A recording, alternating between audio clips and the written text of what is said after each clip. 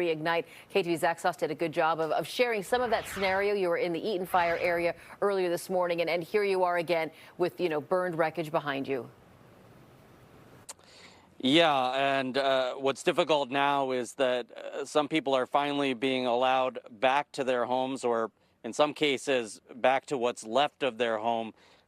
This home, as you can see, completely gone.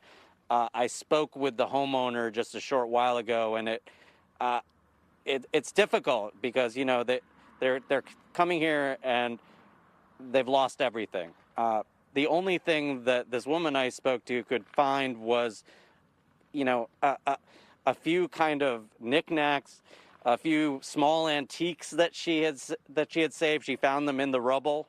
But this home, beyond the fact that she's lived here 20 years, incredibly meaningful to her. This is a 100-year-old home. You can see some of the delicate tile work here. This type of home, it's insured, but completely irreplaceable to them. Now they're trying to figure out where they go next. And if you go down this block, you see that scenario played out over and over and over again. What's weird too is, and I think we've discussed this, over the last day or so, it's quite random where the fire has chosen to hit. Just next door, the home over there completely intact.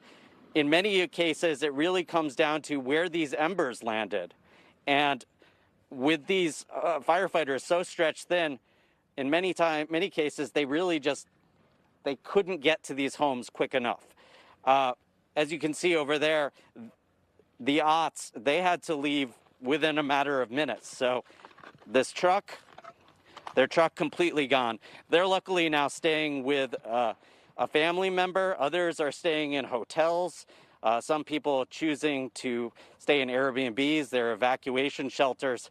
But again, this family just trying to pick up the pieces. Take a listen to what they had to say just a short while ago. Just kind of minute by minute, At this point, I don't even know what to tell you. We're just still, doesn't even feel real yet. And we're just trying to get through this. I haven't started, really figuring out what I'm going to do at this point. So right now this is my daughter, and we're just kind of going through and seeing what little things we can find just to, for the memories of the house. Yeah, just really hard to hear and really hard to see when you come back here and you see people returning to their homes. It really puts into perspective the loss. Not easy, but it's one thing to see a home completely gone. It's another to see people return and try to pick up the pieces. Making matters worse, this community has lost a number of their businesses. They lost a bank yesterday. Several of their schools are badly damaged, if not completely gone. And the water system in this area, the water is not drinkable right now. So this is going to be a major, major cleanup process. Cassia? I mean, officials are saying it's not just going to take weeks and months. This is going to be a years-long process. I have to ask you real quick, Zach, when we saw you during the 9 this morning, you weren't wearing a face mask. You said air quality was sort of okay. That's changed, it appears?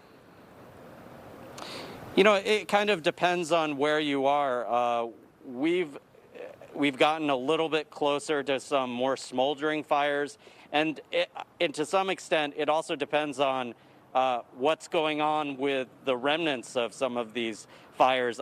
This home in particular, one of the more hazardous things you have to deal with is some of these homes, this home in particular, 100 years old. So you never know what's floating in the air, perhaps asbestos, other chemicals. So better safe than sorry, for sure. Yeah, absolutely. No, we know that smell just gets in your hair and your fingernails. It's with you for days. All right, Zak Sos, we'll break you loose here to do some more of your reporting. We appreciate your joining us here at the noon hour. We'll